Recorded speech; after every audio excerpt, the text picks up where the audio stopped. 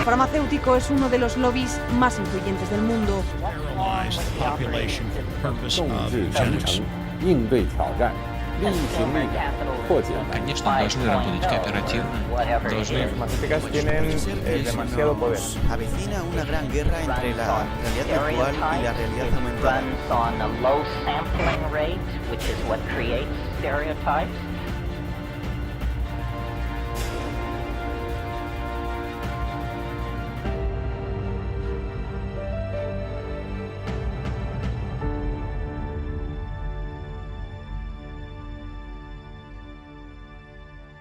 Hola, ¿cómo están? Bienvenidos a esta nueva edición de Humo y Espejos.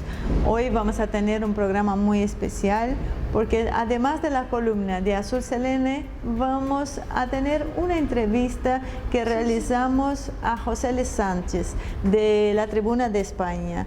José L., como ustedes saben, o como muchos saben, ha tenido un grave problema de persecución que ha venido denunciando en los últimos tiempos. La verdad es que no sabemos los pormenores de estas denuncias, pero sí lo que es claro es que quieren silenciar a un medio de comunicación en España. Así que aprovechamos la oportunidad y le hicimos una serie de preguntas para que nos explique qué es lo que está sucediendo. Así que antes de llevarlos con José L. Sánchez, vamos a escuchar a Azul en su columna habitual. Así que Azul, ¿cómo está? Cuéntenme, ¿de qué van a hablar hoy? Bueno, gracias Ivonne. Vamos a, como siempre hacemos, con la columna de Azul, que hoy nos trajo un tema de los que siempre nos trae ella, que este es un tema que creo que ya lo hemos tratado hace algún tiempo y muestra que, bueno, que lo que estamos diciendo a veces tarde o temprano termina llegando a la Argentina. Sí, esto lo hablaba en las primeras columnas hace un par de años y nada, lo quería traer y lo voy a traer en partes y al principio va a parecer medio colgado porque es algo que pasa en los Países Bajos y voy a decir que tenemos que ver nosotros, qué me importa lo que pasa en los Países Bajos, sí. Pero lo que quise traer, más que el evento en sí, es cómo diferentes medios hablaban de eso.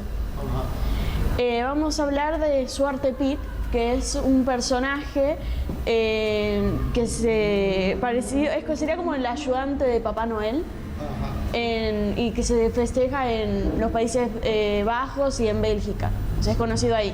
Lo que tiene es que es negro.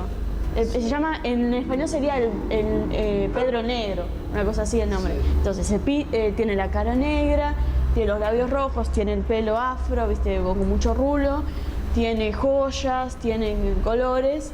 Y el problema que hay es que en los Países Bajos, en Bélgica, no hay muchos negros. O por lo menos no había cuando estaban estas tradiciones empezaban a salir. Y entonces lo que se hace hoy en día son los mismos neerlandeses que se pintan la cara de negro y hacen de este personaje. Y está el debate de ¿es blackface o es racista o es nada más algo para los nenes chiquitos, personajes infantiles? Sí, seguramente es así, pero me imagino que no debe ser bien visto por los holandeses. Sabemos que en Europa y Estados Unidos esas corrientes... Es que en Estados Unidos, cuando estaba todo el tema del racismo, la segregación, en esa época sí se usaba que había películas sobre personajes negros, sobre esclavos, sobre sirvientes, pero no había actores negros, entonces los blancos se pintaban la cara de negro, se pintaban los labios de rojo y ridiculizaban, exageraban atributos que eran de los negros. Entonces ahí tiene un trasfondo racista, pero estamos hablando también de Estados Unidos. Sí. Entonces cuando en los Países Bajos ahora se está adaptando a esto de, bueno, esto es blackface, se están riendo de nosotros. Sí. Cuando sí, es otra cultura. Pero por eso quería traer el debate. Más allá, no me quiero meter en el tema de si es racista o no es racista, para eso están todas las notas estas, hay un montón de debates, hay gente que dice que sí, hay gente que no. Yo lo que quiero hablar es cómo, como dije antes, cómo diferentes medios y algunos con cosas en común y otras no, hablaban de lo mismo. Uno de los que busqué, porque de esto hubo una temporada que se habló un montón, fue, por ejemplo, Telesur, que lo obvio habla mucho de En los Países Bajos, la narrativa oficial es que Zwarte Piet es negro por el hollín, en una racionalización colectiva de la naturaleza racista del personaje, destinado exclusivamente a proteger una creencia central en la inocencia esencial del cuento de hadas. Millones de holandeses ya crecidos se han convencido realmente de que Zwarte Piet es negro porque tiene que subir por una chimenea para entregar los regalos del cine. Pero si tales endebles justificaciones realmente quieren decir algo, uno tiene que preguntarse por qué los holandeses se ponen tan molestos ante las sugerencias razonables de alterar la apariencia del personaje de acuerdo con el mito. O sea, Es un personaje fantástico. es un personaje fantástico. Y si es un personaje fantástico, ¿cómo vos podés decir si es negro o blanco, si tiene razón o no, si es ya un fruto de la Ese es otro imaginación? debate, porque hay debate sobre los orígenes. Hay versiones que te dicen que era un demonio, que se volvió bueno y repartía los regalos. Hay otros que te dicen que es más un estilo de un duende travieso. Hay otros que te dicen que nada más es que por subir y bajar la chimenea dejando regalos se queda la cara con hollín. Sí, solían. Hay una época, claro, ahora desaparecieron las chimeneas, pero en una época se hacía mucho y siempre había un personaje que estaba teñido de como Betty Poppins y el desollinador y que te aparecía con las manchas. Y Telesur pinta mucho esta imagen siempre de neonazis, te habla de los que defienden, porque hay una campaña en Facebook que tenía como 2 millones de gente apoyando que Zwarte Piet siga negro. Dicen Zwarte Piet es negro y va a seguir siendo negro. Sí. Y bueno, lo llaman simpatizantes neonazis, te hablan de una tradición racista. Telesur, la verdad, yo a veces no, te juro que no. Hay cosas que no las entiendo, porque el papel de Telesur es básicamente, yo creo que difundir la problemática de América Latina. O sea, es muy claro. Sí, lo que pasa es que hay un sector del periodismo que ha copado algunos medios progresistas y que tienen estas posiciones que a veces cuesta entenderlas. O sea, ¿cuál es la idea de producir unos debates con algo tan absurdo? Pero el problema, bueno, como vos decías, nosotros no producimos el debate, lo dejamos pasar y después lo que termina pasando es que un día lo vemos aparecer en la Argentina. Por eso yo no quiero que eso va a ser un tema para una columna próxima, como esto se está adaptando el tema del blackface acá, que yo ya lo venía anticipando y por lo visto llegó. Sí. Pero bueno, otro medio, CNN, explican quién es este personaje y después hacen una nota a un afroamericano que hizo un corto sobre el personaje, que ganó un Oscar por el tema en el 2010. Y de nuevo, ¿a quién le preguntaban?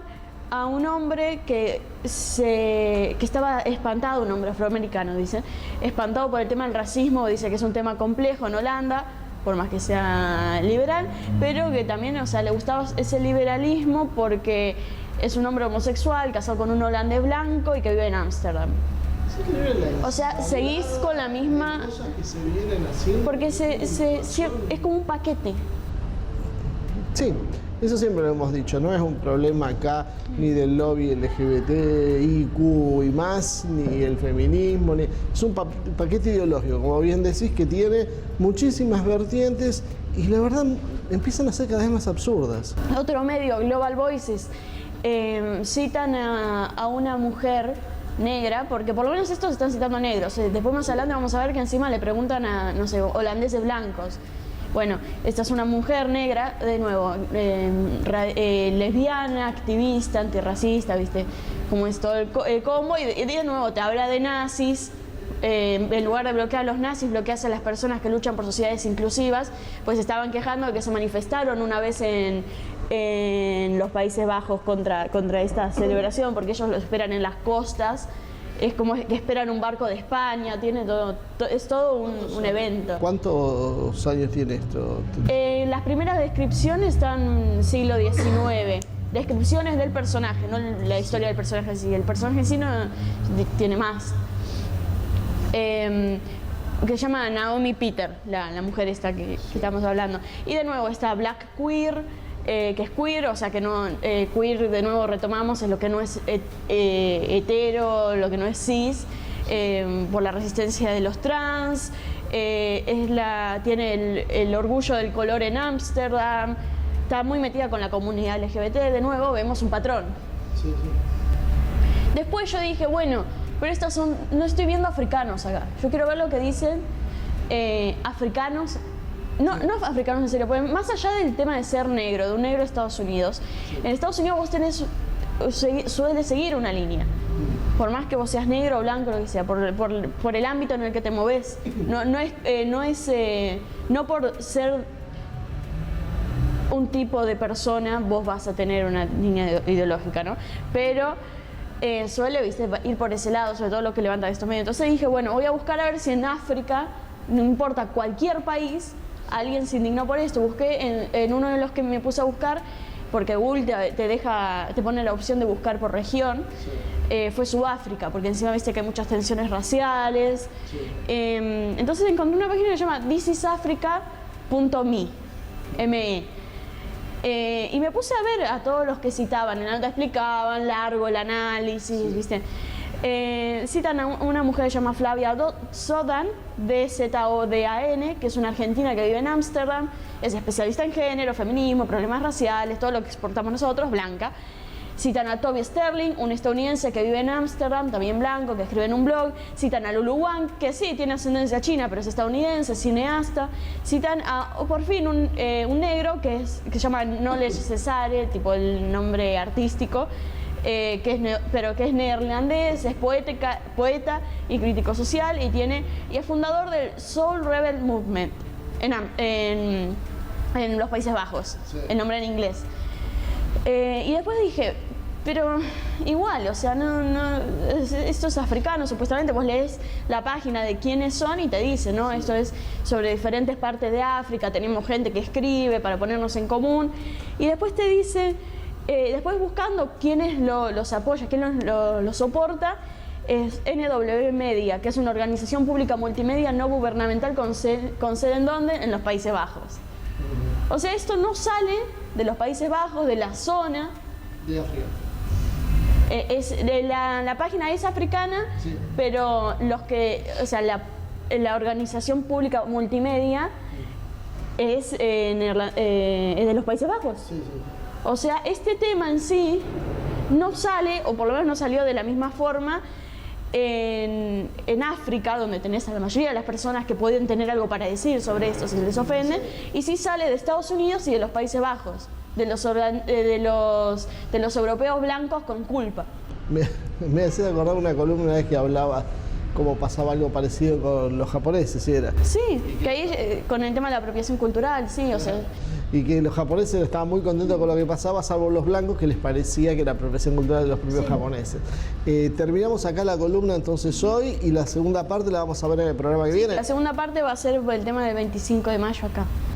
Bueno, entonces anticipamos ya lo que viene en el próximo programa, que va a ser la continuación de lo que pasó acá y por qué Azul habló de lo que pasa en Holanda. Así que bueno, y seguimos con vos con el programa. Muy bien, Azul, es sorprendente como siempre, cada vez más suelta, realmente me gustan mucho tus columnas y como siempre hay reclamos para que las extendamos, así que ya vas ganando su lugarcito. Así que los llevo ahora a un pequeñísimo corte y no se vayan, enseguida regresamos.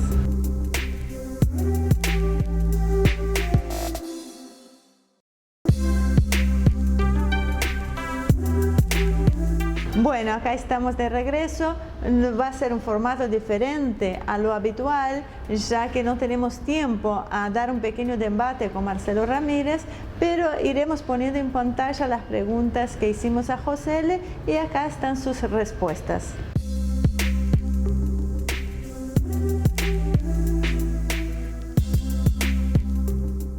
Bueno, he sido detenido 2 veces en un plazo de 12 días. En ambas ocasiones ha sido presentándome yo en la comisaría de policía.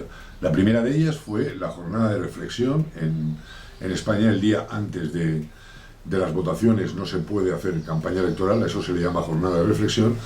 Y yo tenía una llamada de teléfono de la Brigada de Información de la Policía Nacional que me presentara en una comisaría. Me presenté y fui detenido, bajado a los calabozos, se me hizo ficha policial, se me tomó foto de perfil y de frente con un número, se me esposó, después se me trasladó esposado al juzgado de guardia. Lo que pretendían era, aprovechando esta jornada de reflexión, pues que pasara 72 horas en prisión, y ante la amenaza de solicitar un habeas corpus, me llevaron a disposición del juzgado de guardia, y el motivo de la detención era un artículo que yo publiqué que se titulaba "Yo no te creo", destinado a la presunta víctima de la manada. La víctima de la manada fue una joven que en la fiesta de los Sanfermines se fue con 5 varones, fue buscando hotel, y hay vídeos que así lo demuestran, y no encontraban habitación en ningún hotel, y finalmente entraron en el patio en la finca de un edificio, y allí tuvieron relaciones sexuales.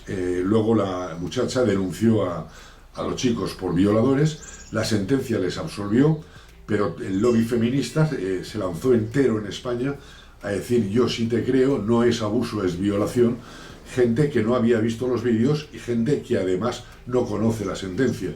Bueno, pues yo como periodista he visionado los vídeos en reiteradas ocasiones, he leído la sentencia en reiteradas ocasiones, he solicitado además el consejo de juristas ilustres, y la sentencia es impecable, y todo mi delito es decir que no estoy de acuerdo con el lobby feminista, y que lo que le ocurrió a esta muchacha no fue una violación, sino una relación sexual consentida, ¿no?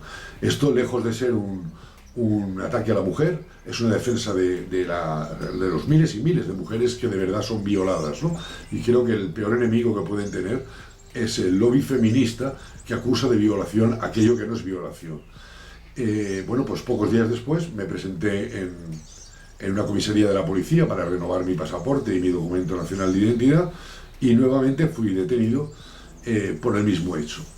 El juez de guardia, cuando decretó mi libertad tras mi primera detención, dijo literalmente en la orden de libertad: comuníquese a las fuerzas y cuerpos de seguridad que esta orden de búsqueda y captura queda sin efecto. Sin embargo, la brigada de la Policía Nacional, de manera intencionada y de manera maliciosa, no activó esta orden de anular mi búsqueda y captura, y por esto fui detenido por segunda vez. Lo que es especialmente grave es que ninguna asociación de periodistas, ni siquiera la única a la que pertenecía, porque me he dado de baja, que es la Asociación de Periodistas Católicos, ha hecho ni una sola manifestación al respecto. Ni siquiera el Día de la Libertad de Prensa, donde todos los grandes medios de comunicación hablaron de toda la persecución que reciben periodistas a lo largo y ancho de todo el planeta. Ningún medio de comunicación tuvo ni una sola referencia para la detención que yo he sufrido, precisamente porque es una detención de alguien que se muestra contrario a la ideología de género y al lobby feminista.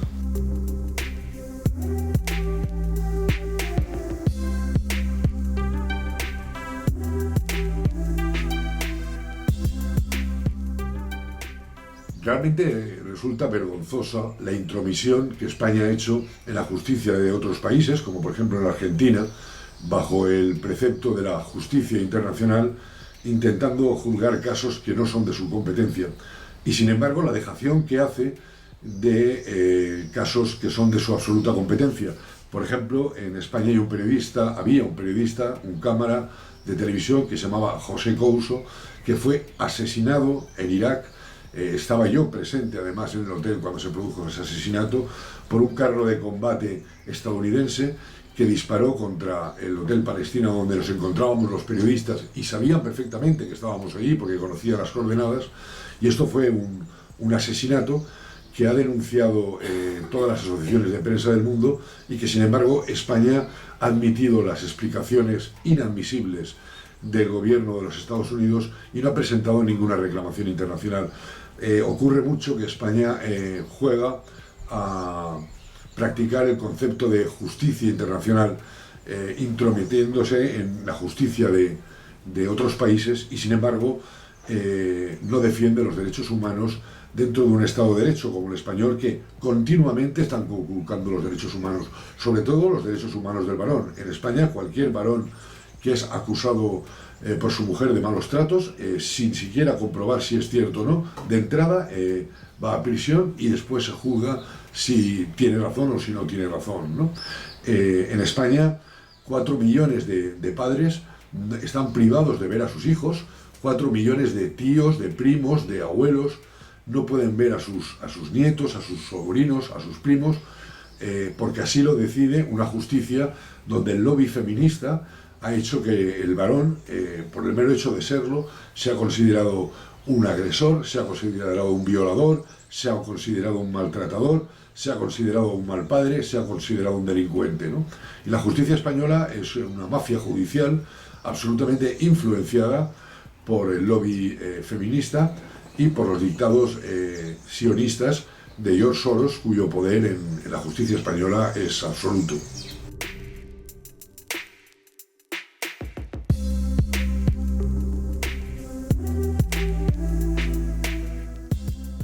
Bueno, los resultados electorales de España han sido un absoluto pucherazo, como se dice en España, un absoluto fraude electoral.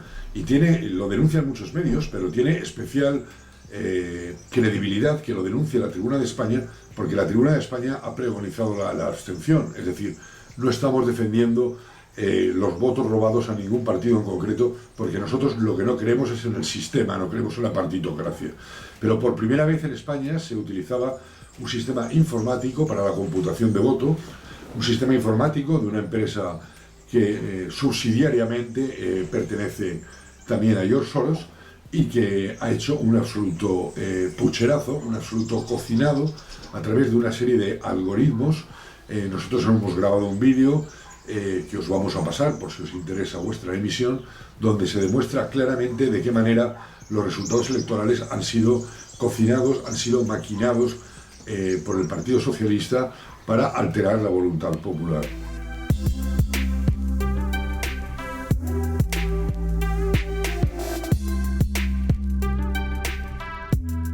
Bueno, explicar en pocas palabras cómo España y Europa en general se degrada moralmente, culturalmente, políticamente, espiritualmente en muy pocos años, en los últimos años, requeriría de un programa de televisión completo, ¿no? Lo que ha ocurrido en España y en Europa no es el resultado del azar, sino que es el resultado de la agenda globalista, del nuevo orden mundial perfectamente diseñada y ejecutada por un montón de sociedades, muchas de ellas subvencionadas por el Estado español, que pertenecen al multimillonario sionista húngaro que tiene prohibida la entrada en su país, George Soros, ¿no? Fundamentalmente se ha fomentado la islamización de la sociedad con una inmigración descontrolada, además que da una serie de ayudas sociales a los inmigrantes que carecen los españoles que han cotizado durante toda su vida y que se encuentran en situación de extrema necesidad. Por otro lado, ha habido una alteración absoluta de la escala de valores. Se ha cifrado la tolerancia como un valor, cuando la tolerancia no es un valor es la lealtad, un valor es la amistad, un valor es el sacrificio, pero la tolerancia, pues mire, depende de qué, ante qué tengo que ser tolerante. Ante la violación tengo que ser tolerante, ante la pederastia tengo que ser tolerante. Pues no, entonces hemos sido invadidos por una religión que cree en la poligamia y nosotros no podemos ser tolerantes ante algo que va contra el Código Penal español. Un marido no puede tener dos mujeres. Nos invade una cultura en la que el marido puede pegar a la mujer, y esto en la cultura española y en la cultura europea y en el derecho español y europeo está prohibido. No podemos ser tolerantes. Venimos sufriendo la invasión de una cultura donde a las niñas se les hace ablación de clítoris para mayor gloria del profeta Mahoma, o donde la mujer católica, española o europea es violada porque es considerada infiel y hereje, o donde las mujeres son obligadas a llevar velo. Ante todo esto no podemos ser tolerantes. Entonces ha habido una alteración de los valores tradicionales que nos han hecho ser lo que somos como nación y como viejo continente Europa, para enaltecer en aras a una supuesta alianza de civilizaciones, que además resulta imposible, y a un supuesto buenismo de aceptar a todo el que llega como uno más. Se nos ha obligado a dar clases de Islam a los niños en los colegios, a aceptar las costumbres islámicas, a aceptar un modo de vida que va contra el modo de vida tradicional que nos ha hecho ser lo que somos. Por otro lado, ha habido un auge del femi-estalinismo, del feminismo malentendido, de un lobby feminista que, junto con el lobby LGTBI, el lobby homosexual, pretenden adoctrinamiento social, un adoctrinamiento que se ha llevado a las aulas, un adoctrinamiento en España donde a los niños entre 3 y 6 años, fíjense qué disparate, se les enseña cómo descubrir sus zonas erógenas y cómo estimularlas, entre 3 y 6 años. Un lobby homosexual que ha conseguido que las clases de educación sexual en España, a los niños entre 12 y 15 años, se les hable de si es mejor la masturbación individual o colectiva, del placer de la estimulación anal o de cómo introducir un pene en la boca. Y ningún padre se puede oponer a una educación obligatoria sexual que ha sido impuesta por el lobby LGTBI. Y un lobby LGTBI que nos ha hecho que aceptemos como conductas normales, conductas que son antinaturales y que son delictivas.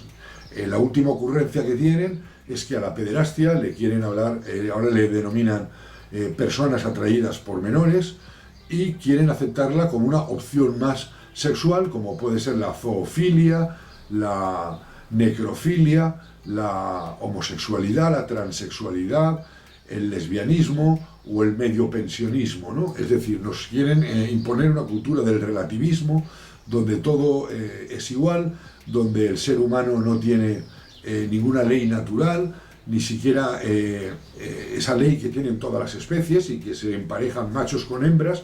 Pues aquí parece que defenderlo es un disparate. En España se ha prohibido decir que los niños tienen pene y que las niñas tienen vagina, porque dicen que esto es un discurso en contra de la igualdad de género. De entrada, hablar de ideología de género es absurdo, porque género tienen las palabras, las personas tenemos sexo, pero los legisladores no se les pide estudios primarios y de esto entienden poco, ¿no? Hablar de género es un absurdo, es hablar de sexo, y evidentemente hay un sexo masculino y un sexo femenino, y esto es pura biología, no es ideología, ¿no?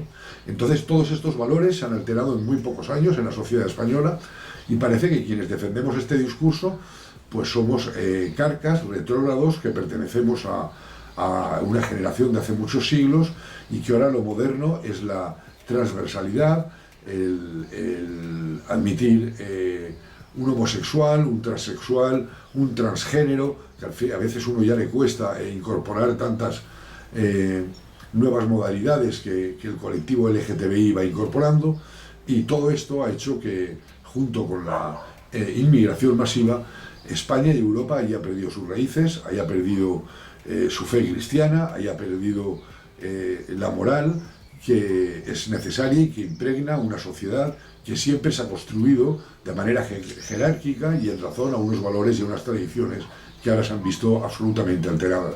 Muy bien, llegamos al cierre de este segundo bloque. Como ustedes podrán ver, son preguntas que nos dejan bastante inquietantes con las respuestas. Así que vamos a estar, como siempre, abiertos en nuestros medios para poder contestar las dudas que están siendo. No se vayan, enseguida regresamos.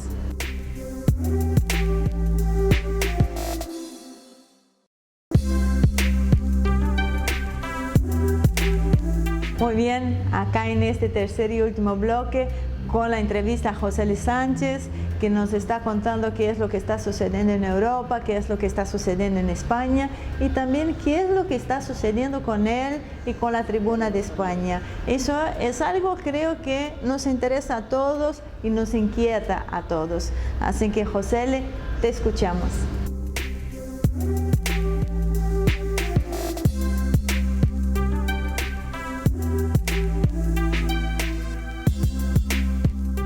Bueno, el sistema político español es un sistema muy inteligente. La gente cree que vota a la persona que va a mandar en España, pero vota al encargado de George Soros y de Angela Merkel. En España ni mandaba Mariano Rajoy, ni manda Pedro Sánchez, sino que manda el FMI, manda el Banco Central Europeo, manda la señora Angela Merkel y manda el señor George Soros, ¿no?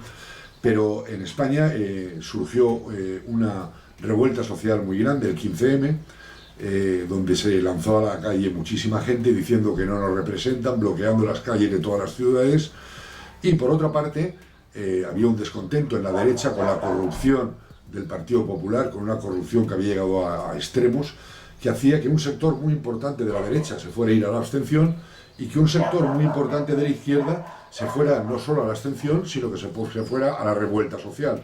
Entonces el sistema, y en concreto Fernando Lara, el propietario de la editorial Planeta, y el propietario de A3 Media, de la cadena Antena 3, de La Sexta, del Confidencial, de La Razón, de un montón de periódicos en España y de un montón de editoriales y de medios de comunicación en toda Iberoamérica, tienen los mejores sociólogos y quisieron vender que el problema era el bipartidismo, que el problema era el reparto de poder entre el Partido Popular y el Partido Socialista, y ellos potenciaron la salida de dos nuevas formaciones políticas que fueron Podemos y Ciudadanos. A Ciudadanos, que era un partido regional de Cataluña, le dieron cobertura nacional en informativos de máxima audiencia, y a un señor que se llama Pablo Iglesias, que es feo, lleva coleta y es profesor de universidad, lo llevaron a debates de máxima audiencia durante 6 meses y construyó un partido político. Pablo Iglesias no es más inteligente que yo, ni es más guapo que yo, ni habla mejor que yo.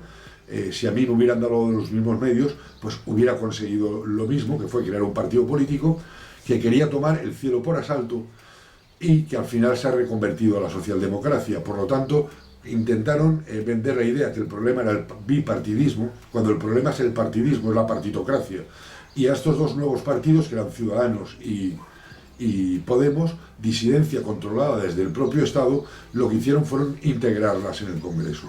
Como cada vez es más creciente el discurso que acabo de ofreceros, de estar en contra de la inmigración, de estar en contra de que las ayudas sociales se den a los inmigrantes y no a los españoles, estar en contra de la islamización de la sociedad, estar en contra de la ideología de género que persigue al varón por el mero hecho de serlo, pues todo este discurso lo ha recogido Vox, que es disidencia controlada, que es un partido financiado por Israel y promovido por las propias cloacas del Estado español, y ha conseguido un número de votos importante. ¿Para qué? Pues para que sienten sus traseros 24 nuevos diputados en el Congreso de los Diputados, para tener a ese sector de lo que llaman extrema derecha controlada, y a partir de ahí lo que van a hacer es ilegalizar el resto de formaciones socialpatriotas y van a criminalizar el revisionismo histórico con una ley que se llama la Ley de Memoria Histórica, discrepar de la ley que se han inventado comunistas y socialistas sobre lo que fue la Guerra Civil Española será motivo de prisión, o lanzar discursos contra la ideología de género serán motivos de prisión. Y el mejor ejemplo es que en solo 72 horas mi periódico ha recibido 8 querellas criminales y 2 investigaciones fiscales, y yo he sido detenido en 2 ocasiones. Esto es lo que nos espera después de que la disidencia controlada, que ha sido capaz de captar el voto de muchos españoles con el mensaje que os he dado, que es el mensaje de patriotismo y de sentido común, esté ya sentada en el Congreso, esté ya sometida a lo que es el sistema, el régimen del 78, a un sistema putrefacto que está dominado por los grandes poderes mundiales, y en España por sus grandes representantes, como es Ana Patricia Botín, el Banco de Santander y el Centro Nacional de Inteligencia, que no es más que una prolongación del Mossad israelí, y todo ello bendecido por una jefatura del Estado que ni está ni se le espera, por una monarquía absolutamente corrupta que solo pretende enriquecerse, que solo ha llenado la cama del jefe del Estado de prostitutas carísimas pagadas por los impuestos de todos los ciudadanos, que hace dejación de sus funciones de defender la unidad de la patria y de ser el garante de la democracia y de la unidad de España.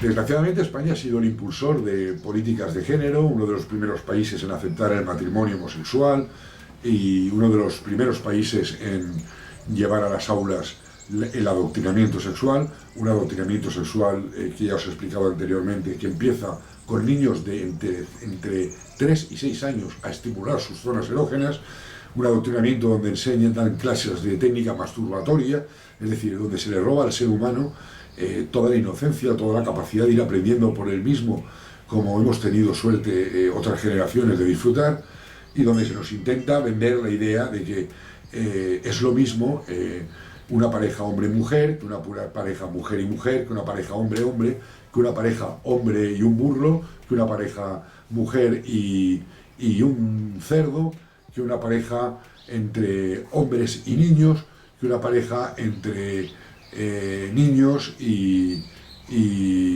ancianos, que una pareja entre ancianos y perros, ¿no? Esta es la ideología de género, una ideología donde todo se relativiza, donde las relaciones sexuales no vienen marcadas por el ser hombre y mujer, sino que hasta esto es una decisión propia y se enseña en los colegios que una persona tiene la capacidad de decidir y de plantearse su sexualidad, como se puede plantear el peinado o el dejarse barba o no dejarse barba, y donde cualquier persona puede abortar incluso casi hasta el mismo momento del parto, y puede abortar cuantas veces quiera porque el ser que alberga en su seno una madre, un no nacido, no goza de ningún derecho, donde la eutanasia es un derecho porque nadie decide cuándo puede acabar la vida no la da Dios, ni siquiera es una vida que tenga un concepto trascendente, que tiene un inicio y un final, sino que uno puede decidir cuando quiera, y a los médicos se les puede obligar en contra de lo que es su profesión, que es sanar vidas, a acabar con vidas, y de todo esto se ha hecho una ideología con un lobby tremendo detrás, que ha llegado a Hispanoamérica, impulsada por las políticas de George Soros y del nuevo orden mundial. Y Argentina está sufriendo de manera especial el azote de estas políticas de género, que repito, es absurdo hablar de género porque género tiene las palabras, en español las personas tenemos sexo, las palabras tienen género, la violencia de género es femenina, y además nos imponen estas tonterías de decir ellos y ellas, compañeros y compañeras, abogados y abogadas. Bueno, pues yo soy periodista, no soy periodista, no me importa que mi profesión acabe en A, no creo que tenga una definición masculina o femenina el nombre de las palabras, y todos estos disparates llevados a la legislación y aplicados en la ley es lo que ha hecho de España un país puntero en la idiotez, en la estupidez y en la mediocridad, donde cualquier imbécil con una cámara delante puede sugerir cualquier tontería sobre el sexo que es elevada a la categoría de discusión intelectual, ¿no? Y desgraciadamente hemos exportado esto en vez de exportar otra serie de valores a Hispanoamérica y a Argentina en particular.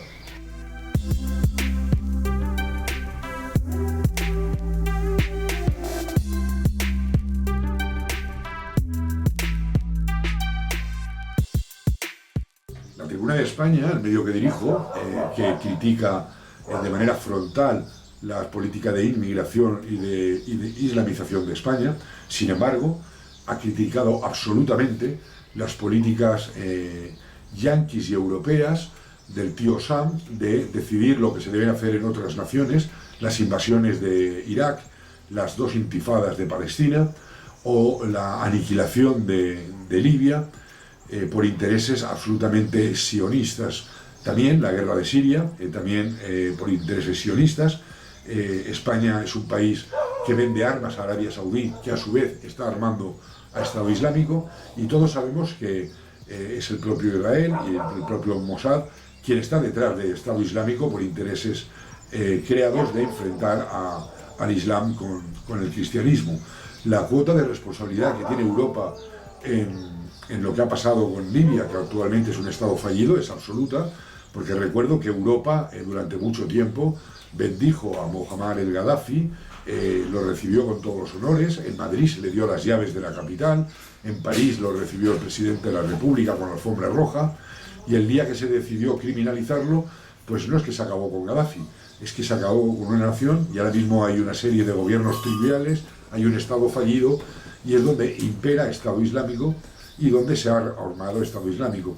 De igual modo, Siria, un presidente elegido democráticamente por intereses sionistas y de los Estados Unidos, se decidió plantearle una guerra absolutamente de medios de comunicación, una guerra donde se han simulado ataques químicos que no se han producido, donde la Tribuna de España hemos revelado documentos donde se demostraba perfectamente cómo imágenes que han sido emitidas en España de ataques químicos eran protagonizadas por actores y eran grabadas por una productora propiedad de George Soros, y la complicidad de la Unión Europea en todo esto es absoluta, lo mismo que la complicidad de la Unión Europea en desentenderse de los continuos incumplimientos del genocida régimen israelí contra el pueblo palestino, de la masacre del pueblo palestino a manos de Israel, o de la masacre del pueblo saharaui a manos del pueblo marroquí, donde los españoles aún tenemos más responsabilidad, ¿no? Ahora, extrañamente, los que somos patriotas, los que somos cristianos, los que tenemos un sentido de la vida completamente contrario al que se ha impuesto por la Unión Europea, pues miramos casi a Rusia con envidia, y miramos casi a Putin con los ojos del líder que nos gustaría tener en Europa, ¿no? Desde luego yo soy europeo, la Tribuna España es pro-europea, pero pro una Europa de las naciones, que no es una Europa de los mercaderes, que es en lo que se ha constituido en la actual Unión Europea. Una Unión Europea que solo sirve para dar cabida a los intereses americanos, a los intereses sionistas y a la Europa de los mercaderes, en contra de la Europa de los pueblos y en contra de los derechos humanos.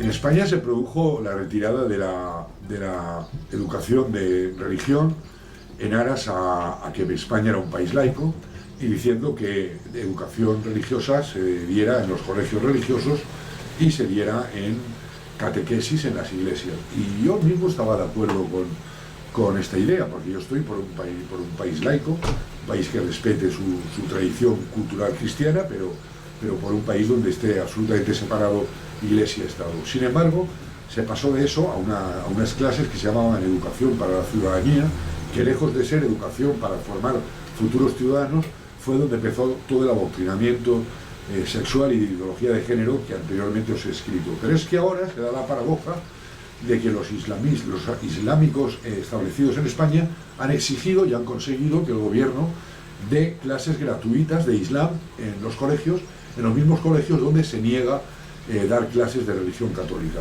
Pero además el cristianismo ha sido perseguido por los propios gobiernos ultraizquierdistas que se han instalado en España. La burla constante a la religión católica se permite que un drag queen salga crucificado, y esto no se considera una ofensa religiosa.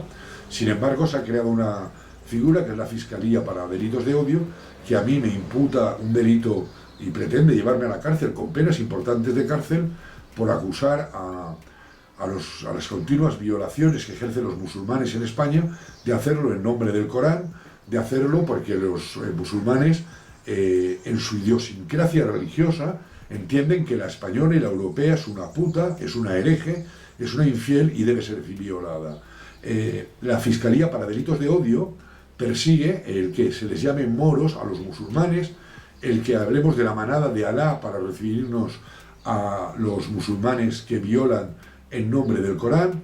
La Fiscalía para Delitos de Odio persigue el que establezcamos una relación evidente entre Islam y terrorismo, y sin embargo no castiga, no entiende que sea delictivo, no entiende el delito de cristianofobia, no entiende cualquier insulto que se produce contra la religión católica, ¿no? Así las cosas, las procesiones de Semana Santa pueden ser interrumpidas por manifestaciones de drag queens, las festividades de Navidad pueden ser interrumpidas por que los musulmanes se sienten ofendidos, los cristianos podemos ser insultados en nuestra fe, las femen se manifiestan en iglesias despojándose de la ropa y quedándose con sus senos al aire, algo que no se atreverían a hacer en las mezquitas, y la Fiscalía para Delito de Odio no entiende que nada de esto incita al odio ni que sea un ataque a los sentimientos religiosos cristianos. Sin embargo, a José L. Sánchez y a la Tribuna de España le procesa por islamofobia, por establecer relaciones tan evidentes como las que existen entre el Islam y la violación de mujeres españolas y europeas, y entre el Islam y el terrorismo, ¿no? Bueno, nosotros vamos a seguir manifestándolo, aunque esto, que es de mero sentido común, nos lleve a la cárcel, ¿no? Bueno, pues decir la verdad es la obligación de un periodista, y además cuando se es un periodista cristiano se tiene un compromiso con la verdad y la justicia como categorías permanentes de razón, sea cual sea el resultado final. Digo, he sido detenido recientemente en 2 ocasiones, pero ahora mismo estamos acusados de penas gravísimas, nos piden penas de prisión importantes, y enfrentaremos en la justicia, con los medios que tengamos, estas penas que se nos piden, y intentaremos que el resto del mundo conozca cómo España es un Estado de Derecho donde se conculcan los derechos de los cristianos y se conculcan los derechos de los periodistas que hacemos un periodismo disidente.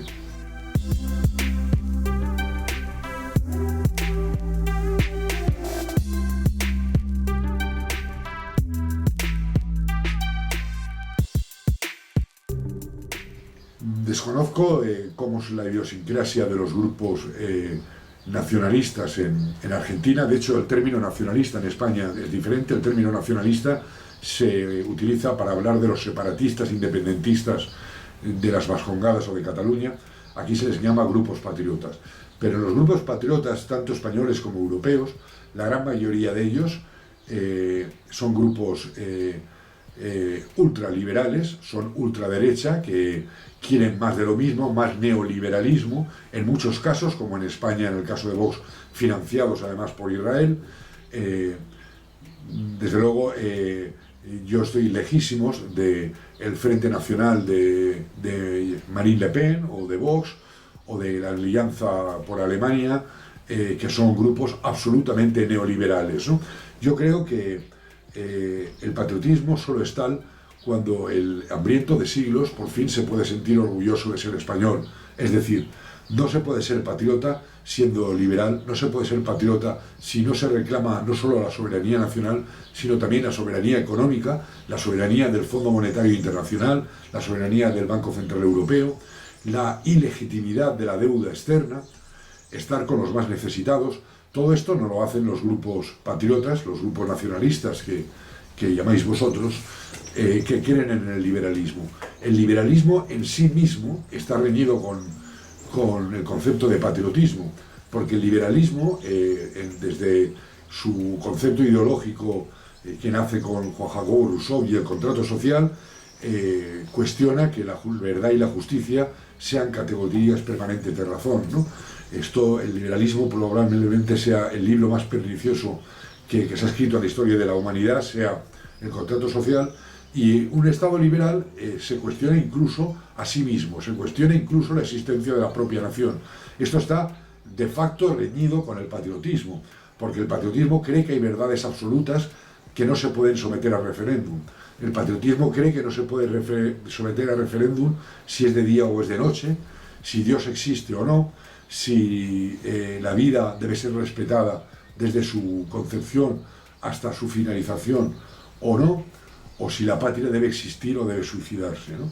Yo creo que el patriotismo, cuando va unido a recetas neoliberales, no es patriotismo, es otra cosa, es ultraderecha, es más de lo mismo, son recetas ultraliberales, y nuestra esencia patriota, transformadora de la sociedad, va unida a un enfrentamiento absoluto a las recetas neoliberales, va a un enfrentamiento absoluto al modelo productivo actual, va unido a una defensa donde el hombre sea el eje de la economía, donde la propiedad de los medios de producción puedan acabar en manos del productor y donde la plusvalía revierta en el trabajador, en el productor y no en el capitalista. Esto no lo consideran los grupos pseudo-nacionalistas o pseudo-patriotas que pretenden medidas liberales o ultraliberales o neoliberales, ya sea en Argentina, en Hispanoamérica o en España.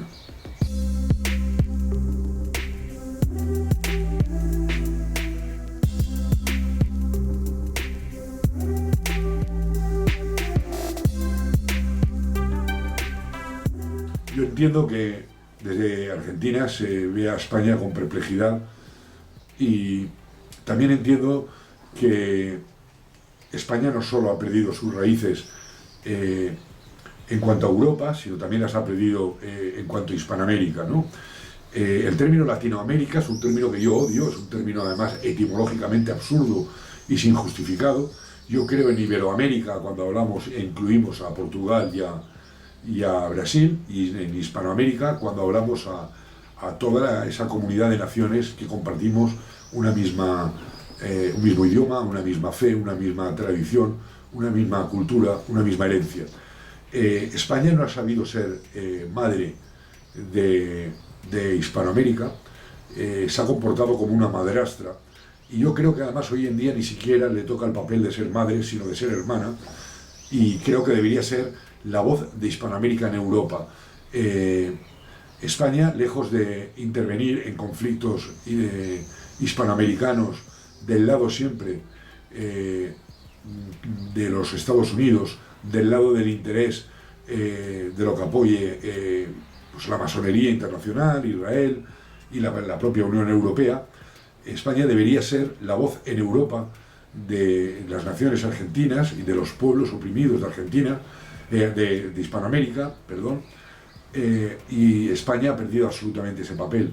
Europa y España han perdido absolutamente su identidad, y es muy difícil que desde Argentina o desde Hispanoamérica se nos mire a Europa buscando un faro, una referencia en la que alumbrarse, ¿no? Desgraciadamente, yo creo que los españoles hicimos algunas cosas malas y algunas extraordinarias en Hispanoamérica. Entre ellas dejamos una cultura, una fe, una religión y un idioma que lo habéis enriquecido de una manera extraordinaria, y probablemente tenga que ser Hispanoamérica la que despierte y que seamos los buenos patriotas españoles los que nos unamos a ese despertar hispanoamericano, ¿no? a ese rebelarse contra el neoliberalismo, a ese rebelarse contra la sumisión a los Estados Unidos, a ese rebelarse contra un sionismo que está presente en todas y cada una de las estructuras políticas, económicas y sociales de Europa, ¿no? Probablemente ese despertar tenga que venir esta vez desde el otro lado del Atlántico, al menos así lo deseo. Bueno, creo que he contestado a todas las preguntas. Os ruego que cortéis cada vez que hago el impasse para leer las preguntas en mi teléfono móvil, en mi celular, que decís vosotros, y espero que haya sido de vuestro agrado. Muchas gracias por todo, un abrazo fuerte. Bueno, muchísimas gracias, José, por haber tomado el tiempo de contestar todas nuestras preguntas. Nos hubiera encantado tenerte acá personalmente para que sea un debate que pudiéramos dar con repreguntas que serían muy interesantes. Te comprometemos para volver a entrevistar en otras oportunidades. Esperamos que dejen esta persecución que te están haciendo. Esperamos que puedan seguir a todas las personas que te están acompañando, que te están apoyando, que solucione ese tema que va con los grandes medios de comunicación. Así que muchísimas gracias, y a todos ustedes muchísimas gracias por acompañarnos. Esperamos sus comentarios en nuestras redes sociales, que se suscriban a nuestro canal de YouTube, Asia TV Producción, y que inviten a sus amigos que hagan lo mismo. De esta manera podemos seguir creciendo y avanzando al lado de ustedes. Muchísimas gracias y nos vemos la semana que viene con una nueva edición de Humo y Espejos.